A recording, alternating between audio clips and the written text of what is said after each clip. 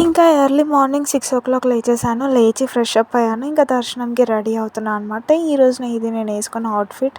ఇంక అంత మంచిగా దర్శనంకి వెళ్తున్నప్పుడు ఎంతో కొంత అందంగా రెడీ అవ్వాలి కదా! సో, అలా రెడీ అయిపోయాను. ఫస్ట్ ఈ ఇయర్ రింగ్స్ పెట్టుకున్నాను. బట్ నాకు చాలా బరువు అనిపించింది. మొయ్యలేను అనిపించింది. ఇంకా తర్వాత ఇయర్ రింగ్స్ చేంజ్ చేశాను. మీలో ఎంతమందికి రింగ్స్ అంటే ఇష్టమో కామెంట్ సెక్షన్‌లో కామెంట్ చేయండి. లిప్ బామ్ తర్వాత ఇవి నా one of the favourite bangles అనమాట. ఎందుకంటే ఇవి నా స్పెషల్ వన్స్ నుంచి కొనిచ్చారు కాబట్టి ఫరెవర్ ఫేవరెట్ ఇది. సో, అట్లా రెడీ అయిపోయా అనమాట. చున్నీ ఈజ్ మ్యాండేటరీ. సో, ఎందుకంటే టెంపుల్స్‌కి వెళ్ళినప్పుడైనా అమ్మాయిలా పద్ధతిగా రెడీ అవ్వాలి కాబట్టి ఇంకా చున్నీ వేసుకుంటున్నాను. నాకైతే లుక్ చాలా చాలా నచ్చింది. మీకెలా అనిపించిందో కామెంట్ సెక్షన్‌లో కామెంట్ చేయండి. నేనైతే ఫుల్ ఆన్ ఎక్సైటెడ్ ఉన్నాను దర్శనంకి వెళ్ళడానికి. So, I'm all set to go. ఇంకా బయటికి వచ్చేసాము. బయటికి వచ్చిన తర్వాత దర్శనం అయిపోయే వరకు ఏ టైం అవుతుందో తెలీదు కాబట్టి టిఫిన్ చేసి వెళ్దాం అనుకోని ఇంకా టిఫిన్ చేస్తున్నాం. పక్కనే బస్ స్టాప్. ఇంకా బస్ కోసం వెయిటింగ్ పైన ఉన్న దేవస్థానానికి వెళ్ళడానికి. నెక్స్ట్ బస్ వచ్చేసింది. చాలా రష్ ఉన్నారు వీకెండ్స్ కాబట్టి.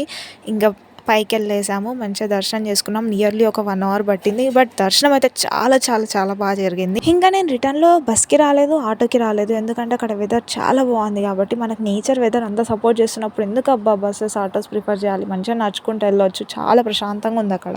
నేను ఇలా నడుచుకుంటూ వెళ్ళడానికి ఒక మెయిన్ రీజన్ ఉంది. నాకు తిరుపతి కొండ ఎక్కాలని చాలా పెద్ద ఆశ. సో, అది ఎలానో ఇప్పట్లో తీరేటట్టు లేదు. దానికి కూడా ఏదో ఒక రోజు టైం వస్తుంది కానీ అందుకని ఈ కొండ దిగుతున్నా అనమాట.